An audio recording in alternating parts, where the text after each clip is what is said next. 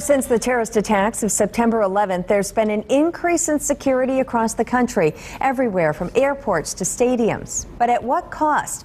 Fox 11's Robert Hornacek is on special assignment, and he joins us with a preview of tonight's special report. Good morning, Robert. Good morning, Rachel. Tonight we're going to take a look at the balance between our security as a nation and our personal liberty.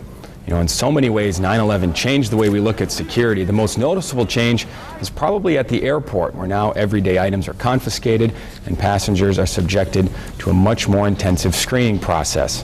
Fans entering Lambeau Field also, now they're patted down. Before 9/11, they weren't patted down.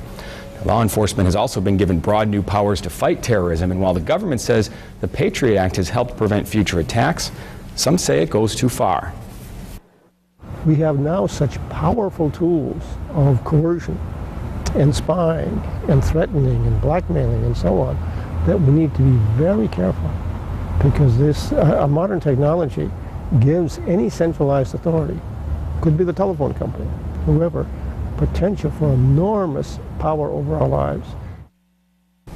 Coming up tonight on Fox 11 News at 9, we're going to take an in-depth look at security and liberty. And we're going to hear from police, from civil rights experts, and talk about more about this balance between security on one hand. At the same time, we're a free country, so we want to have our liberty. It was interesting seeing that video at Lambeau, the pat-downs. It just seems like the norm now. I don't really remember a time when we weren't subjected to those pat-downs. So what has the Patriot Act accomplished so far? Well, it depends on which side you're on. The Department of Justice says it's accomplished an incredible amount. They say they've broken up 5 terrorist cells in the last 10 years, some in Buffalo, Detroit, Portland, Seattle, one in Northern Virginia. They've also charged 375 people in these terrorism investigations, and nearly 200 of them have been convicted.